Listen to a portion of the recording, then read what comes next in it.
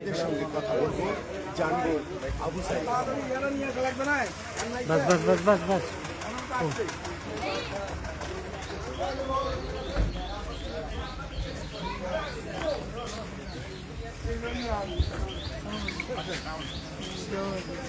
এখানে ডক্টর সাহেব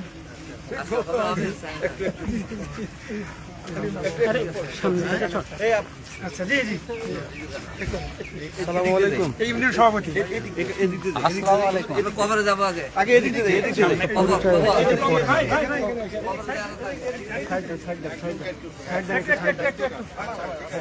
side side side side একটু কবর জড়ো একটু সাইডে। সাইড সাইড সাইড একটু একটু সাইড সাইড সাইড এখানে দুইজনকে এখানে দাঁড় করান, এখানে দাঁড় করান।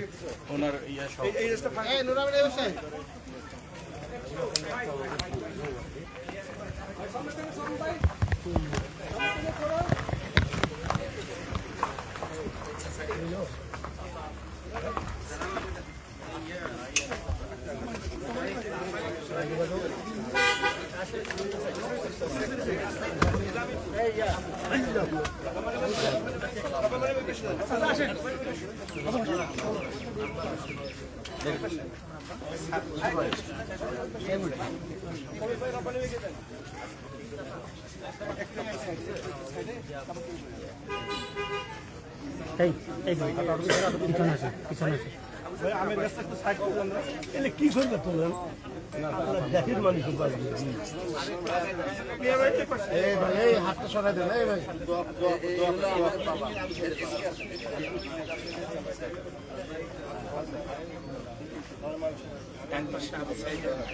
আপনি মাথাটা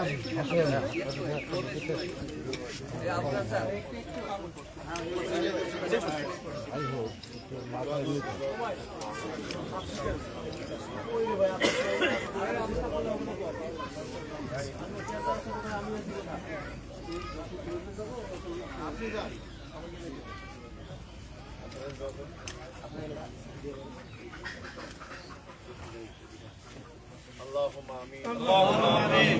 ربنا اتنا في الدنيا حسنه وفي الاخره حسنه ربنا ظلمنا انفسنا وان لم تغفر لنا وترحمنا لنكونن من الخاسرين. اللهم يا رب العالمين يا رب العالمين يا رب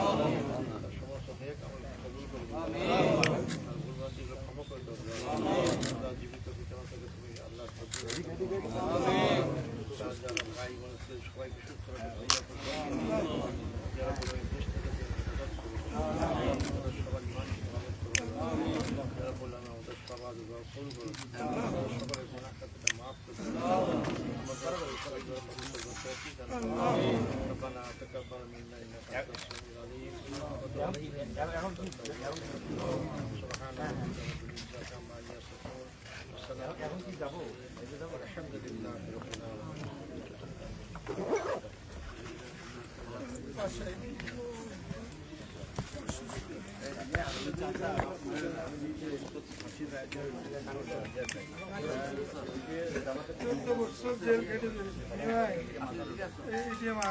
আমাদের উত্তরবঙ্গের না না 14 বছর আর ফাঁসির রায় থেকে আমি তাহলে নক দিয়ে আপনাকে শোনাইছি আমি তো আল্লাহ আল্লাহ মাফ করুন। না ছেলে ছেলে 6 মেয়ে এই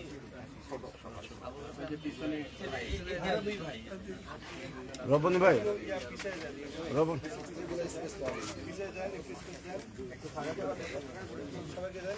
কবির ভাই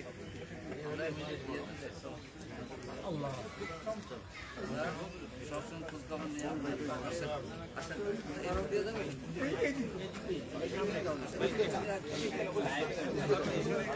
কথা বলে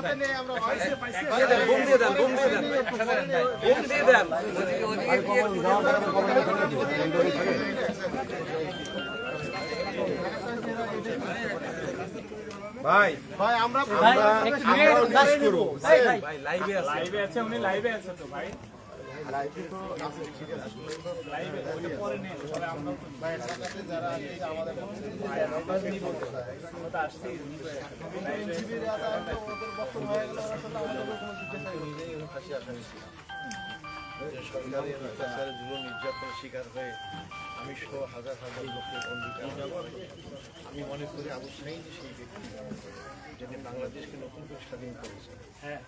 আমার মতো ফাঁসির আসামিকে মুক্ত করার সুযোগ করে দিয়েছে এবং তার হত্যাকাণ্ডের মধ্য দিয়ে বাংলাদেশের জনগণ যে আন্দোলনের জনগণ সবার ফাঁসি সেই সূত্রের মাধ্যমে জনগণের বাধ্য হয়েছে। তিনি সেই সব বাহিনীর একটা আল্লাহ তার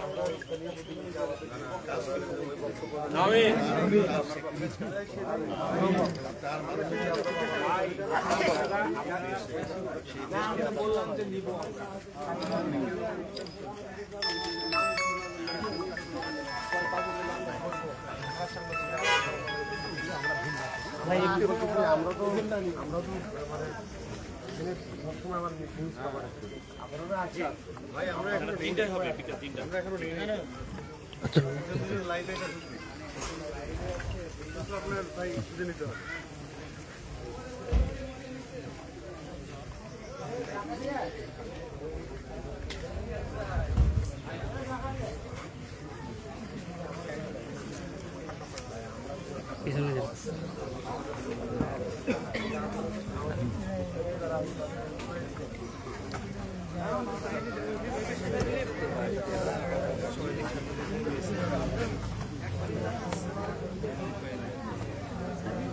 জি ধন্যবাদ। যেমনটা বলছিলেন যে দীর্ঘ 17 বছর পর রংপুর জেলা স্কুল মাঠে বাংলাদেশ জামাত ইসলামী তারা কিন্তু সেখানে জনসভা করবেন আজকে। তবে আজকে সকালে বাংলাদেশ জামাত ইসলামীর সাবেক secretary general ATM Azharul Islam তিনি কিন্তু শহীদ আবু সাঈদ যিনি আসলে এই যে বৈষম্যহীন একটি বাংলাদেশ গড়ার জন্য কিন্তু তিনি আসলে তার বুকের তাজা রক্ত কিন্তু বেগম রোকেয়া বিশ্ববিদ্যালয়ের সামনে ঢেলে দিয়ে কিন্তু তিনি আসলে এই যে জুলাই বিপ্লবের গণ অভ্যুত্থান সেটি কিন্তু ঘটিয়েছিলেন। তিনি সেই কবর জিয়ারতের শেষে তারপরে কিন্তু বিকাল 3টায় জনসভায় যোগ দেবেন এবং প্রধান বক্তা হিসেবে উপস্থিত থাকবেন। এই যে আপনি একটা বৈষম্যহীন বাংলাদেশ যেটি আসলে আবু সাঈদরা চেয়েছিল এবং আপনারাও কিন্তু আসলে দীর্ঘদিন নির্যাতিত ছিলেন, সদ্য কারামুক্ত হলেন, এই যে বৈষম্যহীন একটা বাংলাদেশে এখন আপনার যে পদযাত্রা বা এখন যেভাবে সাধারণ মানুষ তারা কথা বলতে পারতেছে এবং আগে যে আওয়ামী ফ্যাসিস্টরা যেভাবে আসলে মানুষকে নিষ্পেষিত করেছিল, আজকের দিনটা আপনার কাছে কি মনে হচ্ছে আবু সাঈদের কবরের পাশে এসে?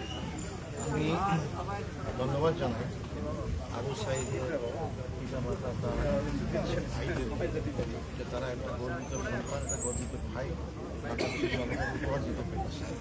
আবু সাঈদের মৃত্যু বা হত্যাকাণ্ডের মধ্য দিয়ে আমি মনে করি বাংলাদেশ নতুন করে স্বাধীনতা পেয়েছে।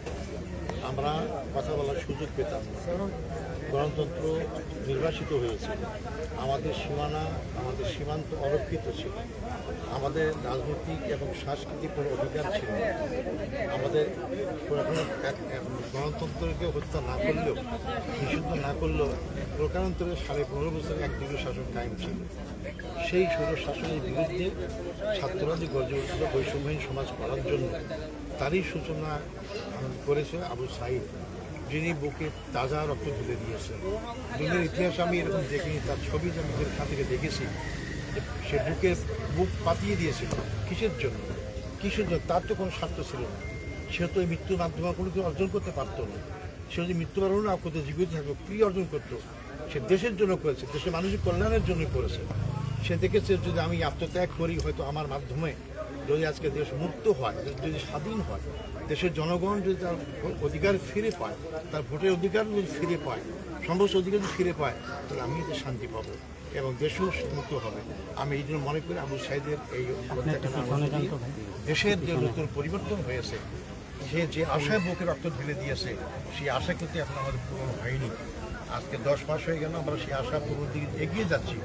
আমি দেশবাসীকে অনুরোধ করব, বিশেষ করে আমরা যারা রাজনীতি করি, যারা সমাজ এবং রাষ্ট্র নিয়ে চিন্তাভাবনা করি, আমরা নিজেদের আভ্যন্তরীণ দলীয় কোন্দল ভুলে গিয়ে, আমাদের দলীয় স্বার্থ ভুলে গিয়ে আবু সাঈদ যে রক্ত দিয়েছেন বৈষম্যহীন সমাজ কায়েম করার জন্য, গণতন্ত্র পুনরুদ্ধারের জন্য, ভোটাধিকার পুনরুদ্ধারের জন্য আমরা যেন একসাথে সেই কাজ করতে পারি, তাহলে আবু সাঈদের আত্মশান্তি পাবে, দেশবাসীও এখান থেকে মুক্তি পেতে পারবে।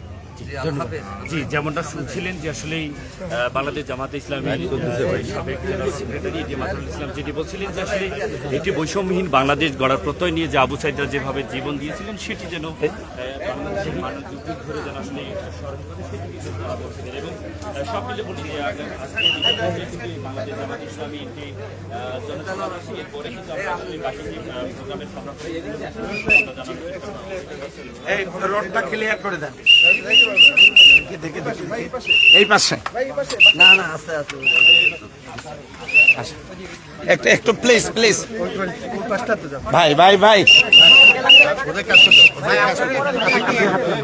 এই ওদের কাজ করতে সামনে সামনে সামনে যান। আমার পিছনের লোক সরা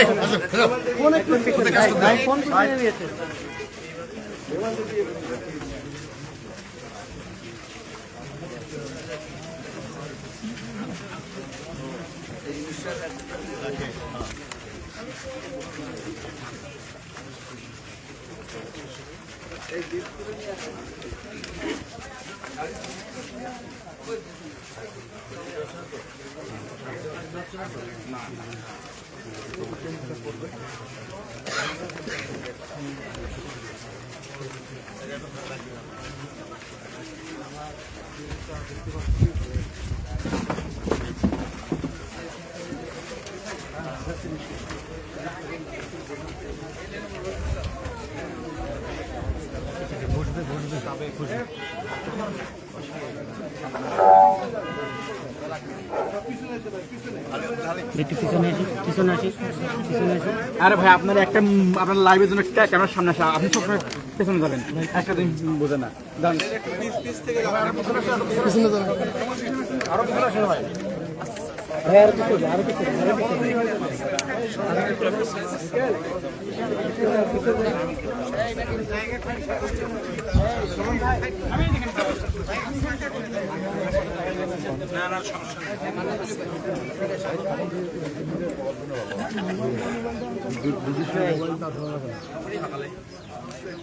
সম্মানিত সাংবাদিক বন্ধুগণ, উপস্থিত শহীদ আবু সাঈদের গর্বিত পিতা জনাব মুকুল হোসেন সহ শহীদের স্বজনরা, আসসালামু আলাইকুম রহমতুল্লাহ। আমরা অত্যন্ত আনন্দিত, আল্লাহ শুকরিয়া আদায় করছি যে বাংলাদেশের দুইজন বীর, যিনি 24-এর গণ অভ্যুত্থানের নায়ক হিসাবে, বেগম রোকেয়া বিশ্ববিদ্যালয়ের মেধাবী ছাত্রী হিসাবে, আপনাদের গর্বিত সন্তান হিসেবে জীবন দিয়েছে আবু সাঈদ। আজকে আমরা আবু সাঈদের কবর জিয়ারত করতে পেরেছি। তার সম্মানিত পিতা সহ স্বজনদের সাথে কথা বলার জন্য এসেছেন। আরেকজন বীর, যিনি পতিত স্বৈরাচারের আমলে 14 বছর কারাগারে ছিলেন, যার মৃত্যুদণ্ড ঘোষণা হয়েছে, যিনি মৃত্যুকে দেখেছেন, সাক্ষাৎ করেছেন, কিন্তু 24-এর গণঅভ্যুত্থানের ফলে আল্লাহ তাআলার অশেষ মেহেরবানিতে বাংলাদেশ সুপ্রিম কোর্টের পূর্ণাঙ্গ বেঞ্চের রায়ে তিনি বেকসুর খালাস লাভ করে এই রংপুর মানুষের গর্ব, ওনার বাড়ি হচ্ছে রংপুরে তারাগঞ্জ এবং বদরগঞ্জ আসনের আমাদের প্রার্থী, আমাদের এটিএম আজহারুল ইসলাম ভাই, যিনি মজলুম জননেতা, শহীদ পরিবারের সাথে দেখা করার জন্য এসেছেন। শহীদের পিতা এবং ভাইগণ এসেছেন এবং কবর জিয়ারত হয়েছে।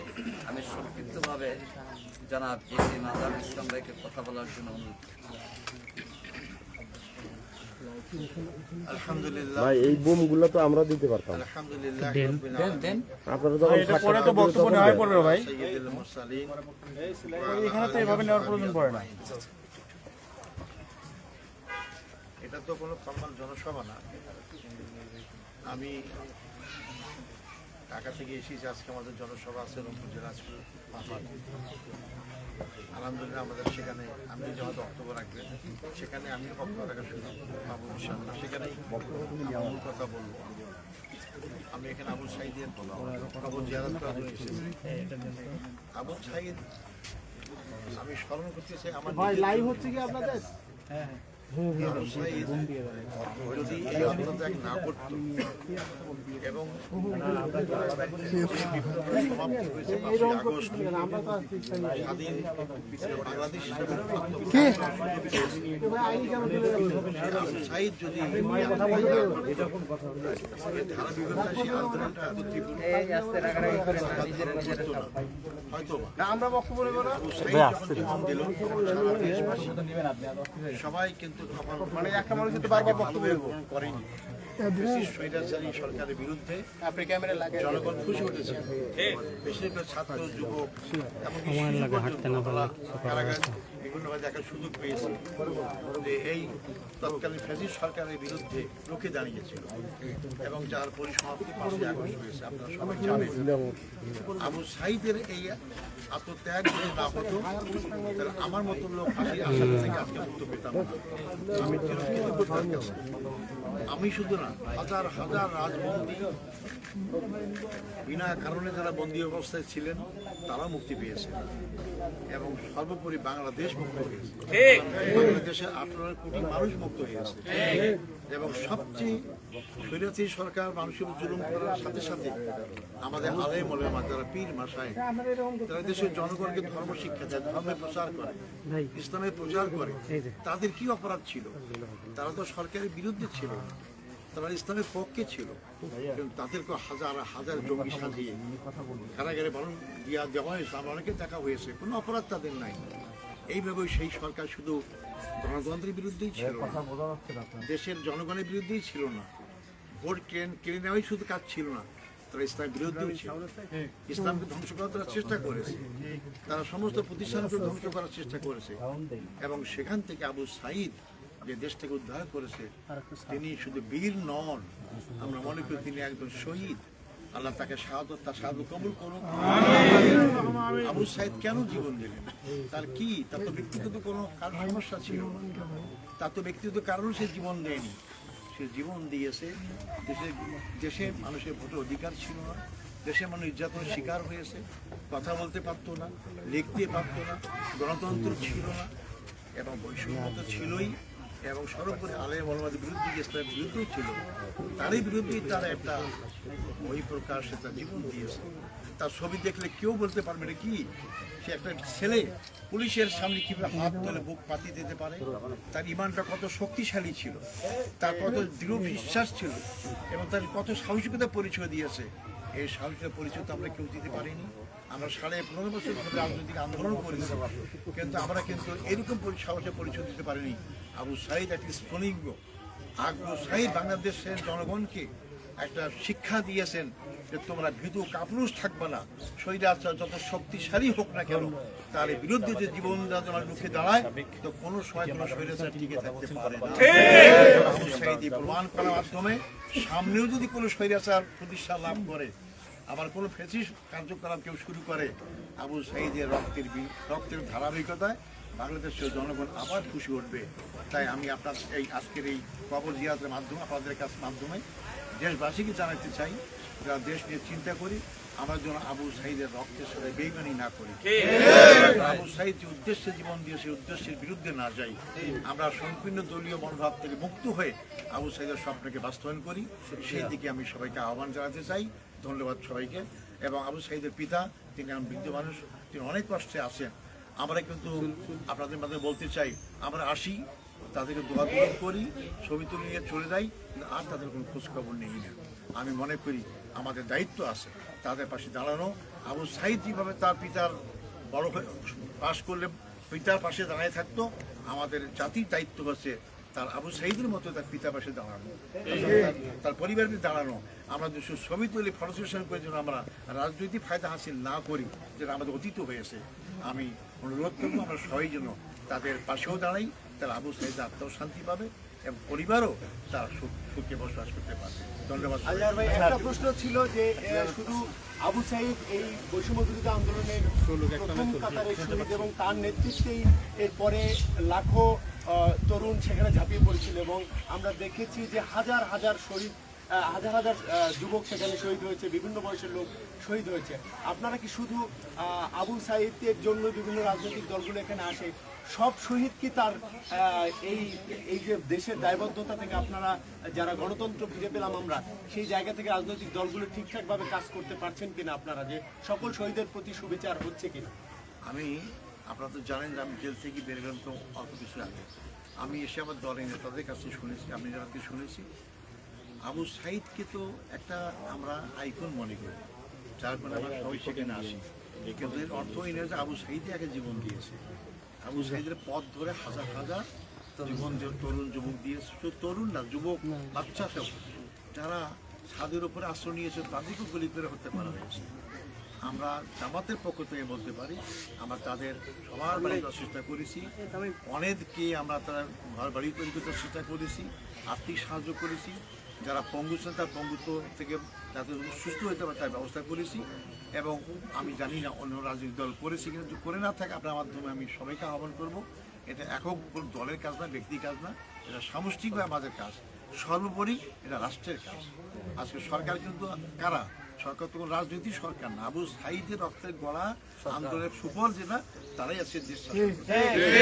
তাদের দায়িত্ব সবচেয়ে বেশি, যাতে করে তারা সরকারিভাবে যারা আবু সাঈদ সহ হাজার হাজার আমাদের এই আন্দোলনের শহীদের দেশকে মুক্ত করেছেন তাদের সবার পাশে দাঁড়ানো।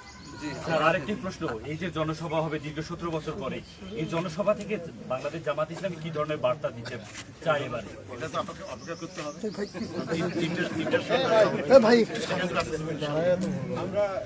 সাংবাদিক ভাইদেরকে ধন্যবাদ। আমরা জনসভায় যেমনটা শুনছিলেন যে আসলে বাংলাদেশ জামাত ইসলামীর সাবেক জেনারেল সেক্রেটারি উনি যেটি বলছিলেন যে আসলে যে আগামী বাংলাদেশ যে